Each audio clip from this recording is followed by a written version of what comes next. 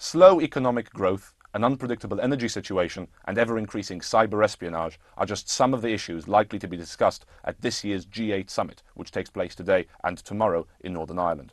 I'm Gilad Ahmed, and I'll be joined by two leading experts from Imperial College Business School who will be discussing issues that are likely to dominate this year's agenda: energy and the digital economy. My first guest is Professor Richard Green, who will be discussing the importance of energy to the global economy. Professor Green is the Alan and Sabine Howard Professor of Sustainable Energy Business at Imperial College Business School and is the head of the Organisation and Management Group. So, Professor Green, why are the G8 leaders likely to be addressing energy at this summit?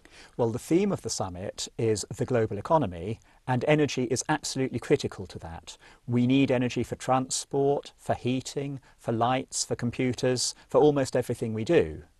And so if energy is too expensive, or it causes too much pollution, or it's not there when we need it, then we face huge problems. So it's well worth the leaders thinking about those issues. What would you say are the big energy challenges today?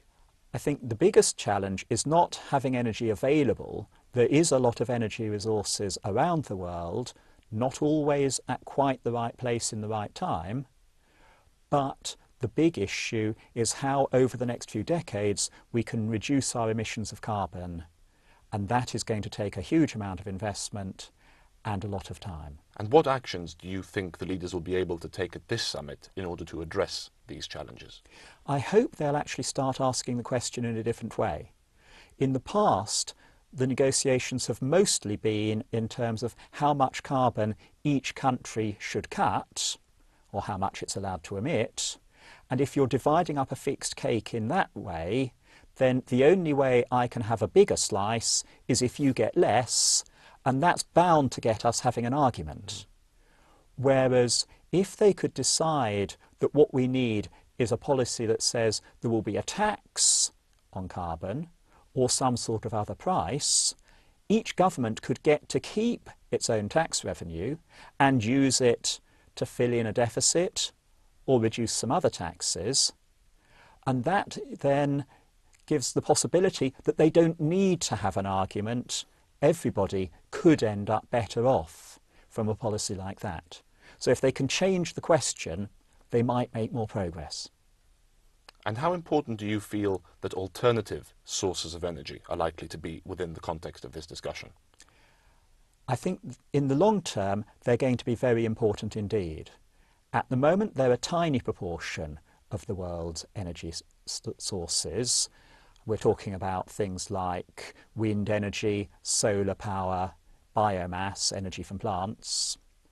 But in the long term, it's only nuclear, fossil fuels with carbon capture and storage, and these alternative renewable energies that will allow us to have sufficiently low carbon energy, and therefore we need to be developing them. In particular, for biomass, we need to find the technologies that can use the waste parts of the plants so that you're not putting somebody else's meal into the petrol tank of your car. That's the sort of research that colleagues at Imperial College are working on, and it does offer real prospects of getting more secure energy, more available without bad side effects. How are existing energy supplies likely to be affected by the current geopolitical situation, and how do you think this is likely to influence the leaders' discussion on the topic? I think the biggest potential risk is the situation in the Middle East. If the war in Syria spilled over into other countries, or if there was conflict involving Iran and its nuclear ambitions, that could be very, very disruptive to world oil supplies. The leaders might be thinking about ways to deal with that. Finally, is there an example of a country whose energy policy is on the right track? I think the United States is doing quite well, although it's almost by accident, because they haven't really agreed on a climate policy, but they've found out how to get a lot of shale gas out of the ground. That is now relatively cheap, and so they're burning gas rather than coal in their power stations. That means that their own carbon emissions have come down quite a bit. Now, they're actually exporting the coal to Europe, which means that our carbon emissions haven't gone down as much as they should have done. So in the medium term, we need to move away from gas as well as from coal, but in the shorter term, then burning gas instead of coal is good for the climate. My next guest is Dr. Catherine Mulligan, who will be discussing how the digital economy could help the global economy to grow. Dr. Mulligan is a research fellow in the Innovation and Entrepreneurship Group at Imperial College Business School. So, Cathy, can you tell me what the digital economy is and why it matters? Absolutely. So you can think about the digital economy from two different perspectives. The first is the technical perspective, where we have things like mobile broadband, cloud computing, sensors and actuators, and big data, and all of those, data analytics that we can do on top of the data that we're gathering. And that comes together in different forms to create new innovations that essentially new forms of jobs, industries, and those kind of things.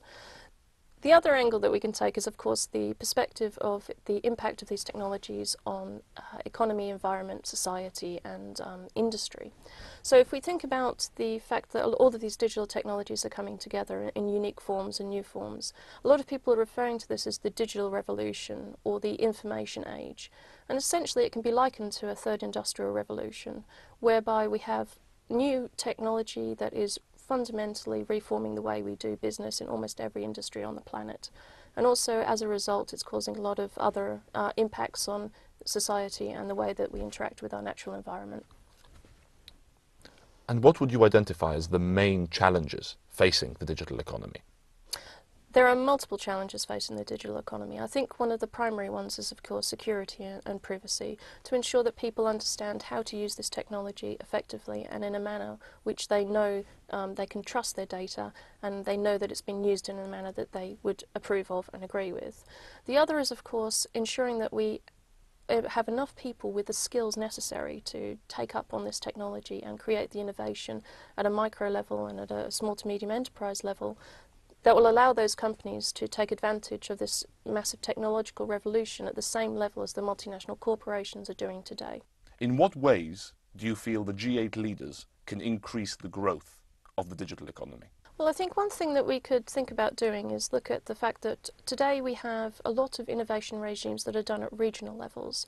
So the EU, for example, does a lot of work with micro-enterprises, startups, and also looking at how to create research projects and those kind of things across the European community. The United States, of course, has a very strong tradition of technological innovation, both at the multinational level, but also, obviously, at the startup and small to medium enterprise level. And I think that one thing that could really benefit all of these nations is to work together to understand how to create an innovation regime that spans those international boundaries. One of the big impacts of the digital economy in comparison to the Industrial Revolution is the fact that it is so global in nature. It is really a global technology. So on the subject of this global technology, how are developing countries growing their own digital economies, and are there lessons that the developed world can learn from that? One of the projects I'm leading here is called Scaling the Rural Enterprise, which is a joint project between the UK and India, and we're investigating how we use digital technologies to create economies of scale or allow rural enterprises to scale up. And it's been a really fascinating experience for both nations, I think. So, for example, in India, they're using the digital technologies to give information and greater access to marketplaces, and more importantly, allowing rural communities to take a few steps up a value chain so that they can get more income than they currently do.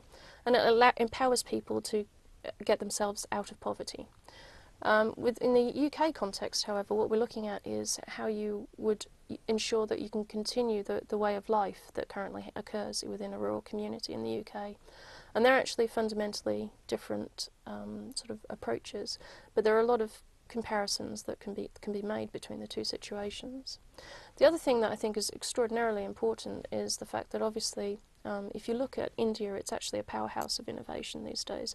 No longer just a country that is the back office of the world, but actually you have companies like Tata and other companies there that are really creating massive breakthrough innovations. And I think one of the things that we should be investigating through the digital economy is how the developed nations and developing nations can have an exchange that is equal. It should be an exchange of equals, not, please take our technology and that will fix everything for you. And finally, how big a threat do you feel cyber terrorism poses to the global economy? I actually think that cyber terrorism and cyber espionage are the questions of our time. I really do believe they're one of the fundamental issues that we need to resolve within the digital economy. For example, if you look at the sensors and actuators that we're using within smart city technologies, one thing that will happen is, or could potentially happen, is that they could be used for cyber terrorism. So for example, you could have an attack against London which lowered the flood barriers, and of course that would cause massive problems for the City of London. That's just one sort of rather dramatic example, but there are other much smaller examples as well. So in order for the digital economy to fulfill its potential as the third industrial revolution, I think it is one of the fundamental things that we need to address, and that's something that actually the G8 could work on together to create a framework for. Thank you, Kathy. To find out more about the research being conducted at the Business School and its relevance to the issues discussed at this year's G8 Summit, please visit the Imperial College Business School website.